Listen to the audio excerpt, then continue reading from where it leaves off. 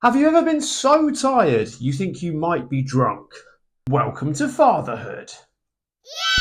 Seriously though, once you've got your bundle of joy back from the hospital and you've taken them out of the car seat, suddenly it's like, what the hell do we do now? I have to keep this thing alive? The last fortnight has probably been the most mental 2 weeks of my life, and if I'm really honest, I went into it pretty blind as to what reality was going to be like with a newborn baby. In this video, I'm going to share our experience as newborn parents so that if either A, you're an expecting parent, in which case I hope this video will give you a bit of a flavour of what to expect from those first 14 bonkers days, including some tips throughout the video to give you the best chance of survival. Or B, if you're already a parent, it's an opportunity to sympathise, pity, or laugh at me depending on how much of a sicko you are. Seriously, what's wrong with you? I've broken this video down into a few bite-sized sections, but I've also included a summary at the end, so make sure you stick around to check that out.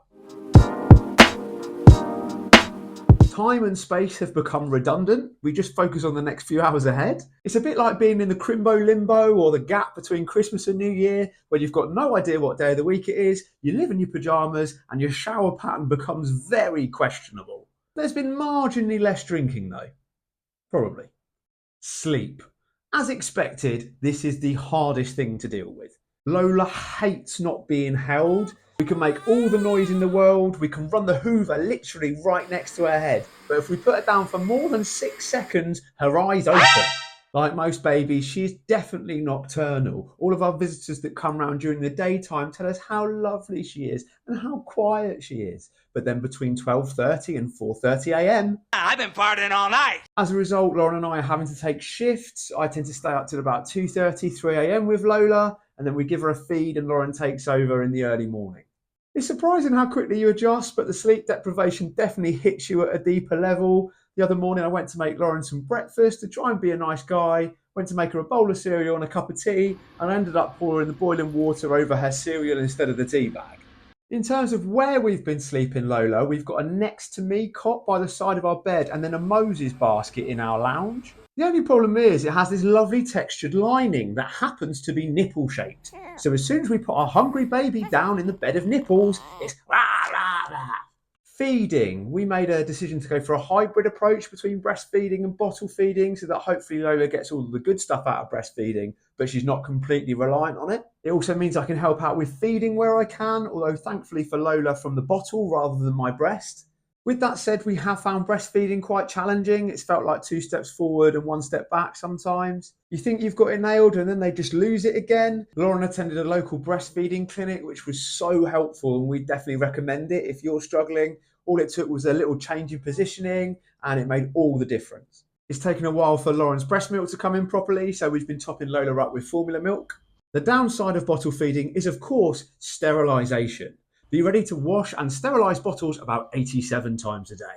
We were initially unprepared for this, but managed to pick up a steam steriliser, some cold water tablets, and also a UV steriliser that can do bottles in 3 minutes. They've all got different strengths and weaknesses, so it's whatever works for your circumstances. Nappy changes. If Skittles' slogan is to taste the rainbow, baby strapline should be to crap the rainbow. Expect some lovely variations in both colour and texture. The first few nappies you change will be full of a black tarry substance called meconium, which looks absolutely grotesque but actually doesn't smell that bad. Maybe I'm a weirdo, but I didn't really mind them too much. However, the stools get looser as the week goes on and the colour definitely gets lighter. If you like a curry, make sure you have it in the first few days after birth, because from about day 4 onwards, your korma is going to look suspiciously like your baby's turd. In terms of baby changing techers, this didn't come naturally to me. Like anything, it takes a bit of practice, but you'll pick it up very quickly because you don't have a lot of choice. We found this particularly difficult in the beginning because Lola's scrunching up and fidgeting made it a 2-man job. Her legs think she's on a Peloton anytime we try and change her, so Daddy was working on leg security while Mummy did the physical change. Eventually, though, I did have to fly solo, which Lauren conveniently made me do under the watchful eye of the in-laws. I think it's unlikely I'll ever perform brain surgery, but that felt pretty close. And luckily in this case, the patient didn't die. And then just when we thought we had nappies nailed, Lola decided to master the art of waiting for the exact second between Daddy taking the dirty nappy off and putting the clean nappy on to urinate absolutely everywhere, including over herself, which is exactly what you want to deal with at 3 a.m. when you're already sleep deprived. The hardest part is she's so cute during the daytime, so it's so hard to be mad at her. To reduce the risk of looking like you've just got off the water ride at a theme park, I recommend having that clean nappy and some wipes ready to go so you can change that bum quicker than a Red Bull pit stop. A quick note on the umbilical cord: if your child did have their cord clamped, you do have to wait for this to shrivel up and fall off. Ends up looking a little bit like jerky. Delicious. For us, this took a week, and because you do need to try and keep it dry, it is a bit of a faff to try and coordinate nappies around, but you quickly adapt. Once her cord fell off, we also gave Lola her first bath, which we envisaged being a magical and memorable experience. Except she bloody hated it and cried the entire time. She decided to make her feelings known when we wrapped her up in a beautiful white unicorn towel that had been bought for her as a present by her grandma and granddad. Having a lovely time, aren't you? Was that? Have you just shat everywhere? Getting on the dirty protests early. You can also expect a number of medical appointments over the first couple of weeks, depending on your circumstances. You'll very likely have someone come and visit you, a midwife at your house on day 1, just to check in on everything. You'll probably also have follow-up visits on day 5 and day 10, and that'll be looking over your baby. It'll be checking on mum, making sure she's recovering okay. We were a little worried as Lola was quite red where it had been quite hot, but she also was struggling with a little bit of jaundice, which made her a little bit yellow. She looked a little bit like the 90s character Mr. Blobby.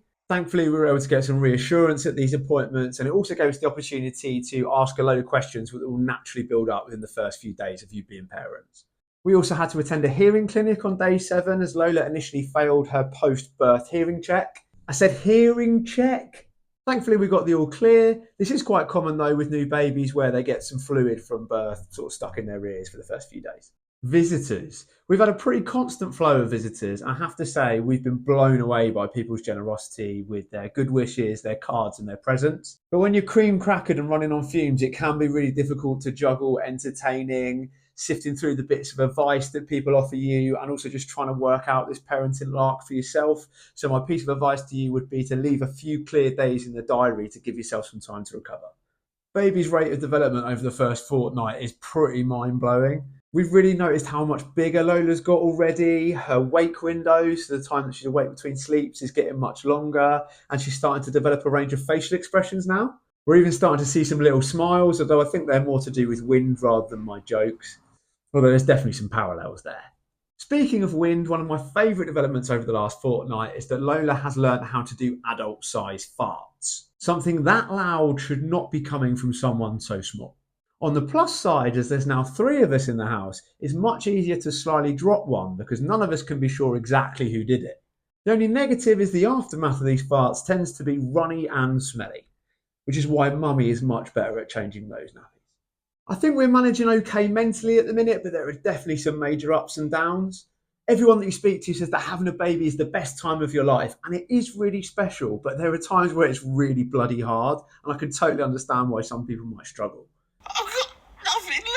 I personally find the night crying especially difficult, but you just have to try and remind yourself that babies do cry and it's normal. I probably worry too much what the neighbours think, to be honest, but a good piece of advice I was given is that some of your neighbours will have been through this themselves and they'll understand, and the rest of them will probably go through it themselves at some point and that they'll understand then. Ultimately, the last fortnight has been one steep-ass learning curve. The best comparison I can give you is it's a bit like learning to drive. You can do all the training you want, but you don't really start learning until you're on your own and you're trying not to crash. So much is about trial and error. What works for one parent and baby might not work for another, so don't get too hung up on other people's advice and try and find just what works for you. Unless it's advice from a medical professional, in which case you should probably follow that. It's a surreal but magical time to try and capture as many photos and videos as you can, not just of the baby but of mum and dad too. Just try and time it so mum doesn't have her knockers out. I hope this has been some help. I'm always happy to answer questions in the comments, or if you've been through this experience, I'd love to hear whether you can relate to some of this or whether your experience was actually completely different. As always, thanks for watching.